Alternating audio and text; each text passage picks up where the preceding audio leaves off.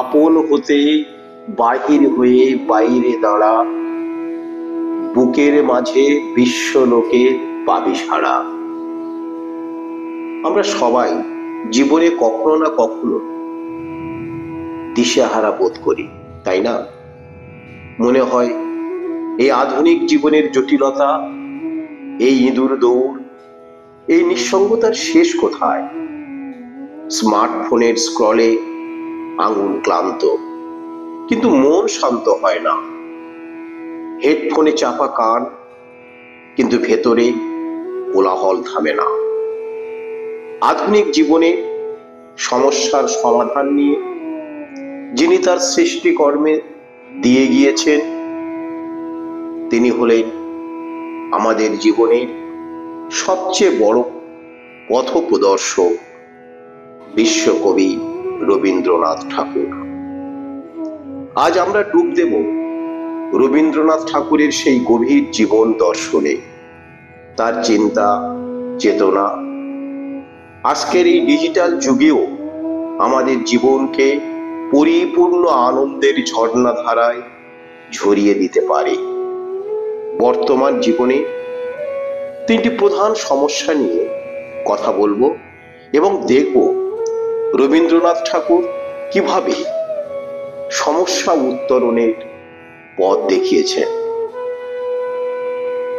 বর্তমান জীবনে আমাদের প্রথম সমস্যা হলো একাকিত্ব ও মানবিক বিচ্ছিন্নতা। সোশ্যাল মিডিয়ার হাজার বন্ধুর তালিকাতেও আমরা নিঃসঙ্গ। তাই ডিজিটাল সংযোগের যুগে আমরা মানসিকভাবে আরো বিচ্ছিন্ন হয়ে পড়ছি। এই সমস্যার সমাধান রবীন্দ্রনাথ ঠাকুর দিয়েছেন নানাবিধ সৃষ্টিকর্মের মধ্যে। সেই সমাধান হলো মানবিক সংযোগের মাধ্যম। তিনি বিশ্বাস করতেন মানুষের সম্পর্কই জীবনের সবচেয়ে বড় সম্পদ। কাবুলিওয়ালা গল্পে ছোট্ট মিমি আর রহমতের সম্পর্ক দেশ, কাল আর বয়সের সীমা ছাড়িয়ে গিয়েছিল, কারণ সেখানে ছিল নিখাত স্নেহ আর আত্মার টান। আর যখন আমরা প্রোফাইল পিকচার আর স্ট্যাটাস দিয়ে নিজেদের বিচার করি, তখন রবীন্দ্রনাথ মনে করিয়ে দেন আসল মানুষটা থাকে মুখোশের আড়ালে। তাই পরের বার যখন একাকিত্ব গ্রাস করবে, ফোনটা পাশে রেখে দিয়ে কোনো মানুষের সাথে মন খুলে কথা বলুন। মানবিক সম্পর্কের উষ্ণতায় আপনার ভেতরে একাকিত্ব গলতে শুরু করবে।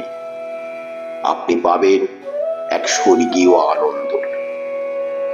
আমাদের দ্বিতীয় সমস্যা হলো বস্তুবাদ আর ভোগবাদের ফাঁদ। নতুন মডেলের ফোন, ব্র্যান্ডেড পোশাক, দামি গাড়ির পেছনে ছুটতে ছুটতে আমরা জীবনের আসল উদ্দেশ্যটাও হারিয়ে ফেলি। আর ফলাফল একরাশ মানসিক চাপ আর গভীর উদ্দেশ্যহীনতা। এই সমস্যার সমাধানও রবীন্দ্রনাথ দিয়ে গিয়েছেন। তিনি ভোগে নন, ত্যাগে এবং বস্তুতে নয়, প্রকৃতি ও সৃষ্টিতে জীবনের সার্থকতা খুঁজেছিলেন। তিনি বিশ্বাস করতেন প্রকৃতির সঙ্গে একাত্ম হওয়ার মধ্যেই আছে আত্মার শান্তি। তার মতে জীবনের উদ্দেশ্য দামি জিনিস সংগ্রহ করা নয়, বরং সৃষ্টিশীল কাজে নিজেকে উজাড় করে দেওয়া। হতে পারে তা গান, কিংবা ছবি আঁকা, কিংবা বাগান করা। সৃষ্টিশীলতার আনন্দ পৃথিবীর কোনো বস্তু দিতে পারে না। তাই পরের বার কোনো দামি জিনিস কেনার আগে নিজেকে প্রশ্ন করতে হবে, এটা কি আমার সত্যিই প্রয়োজন?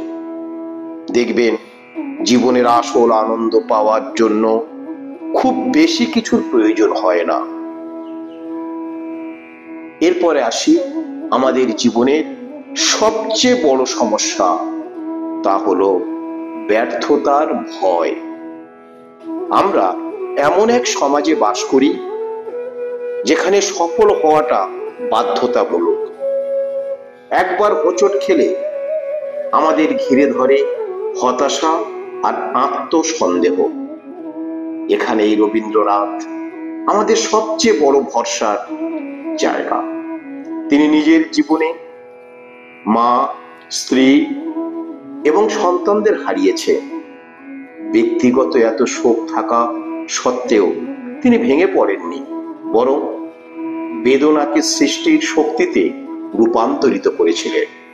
তার বিখ্যাত গানটি মনে করা যাক, বিপদে মোরে রক্ষা করো, এ নহে মোর প্রার্থনা, বিপদে আমি না যেন করি ভয়। বিপদ থেকে মুক্তি তিনি চাননি, চেয়েছেন বিপদকে মোকাবিলা করার জন্য মানসিক শক্তি। জীবন মানেই ঝড়, বাধা, প্রতিবন্ধকতা। ঝড় বা প্রতিবন্ধকতার মাঝে বাঁচার নামই জীবন। তাই ব্যর্থতায় ভেঙে পড়া নয়, উন্নত শিরে এগিয়ে চলা। মনে রাখতে হবে, রাতের পর নতুন সকালের আলো আসে। জীবনে ব্যর্থতার অন্ধকার এসেছে মানে সাফল্যের আলো আসবেই।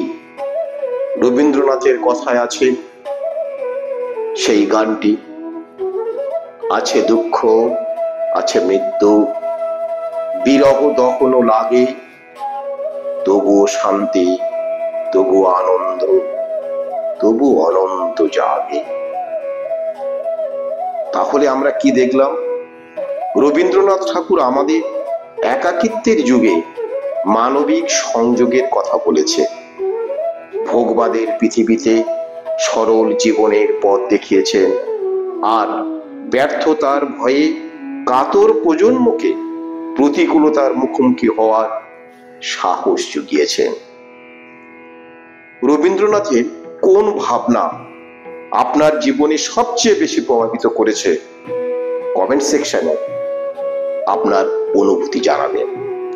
এই ভিডিওটি আপনার ভালো লেগে থাকলে ভিডিওটি আপনার বন্ধু ও পরিবারের সাথে শেয়ার করুন, আর আমার চ্যানেলে সাবস্ক্রাইব করুন।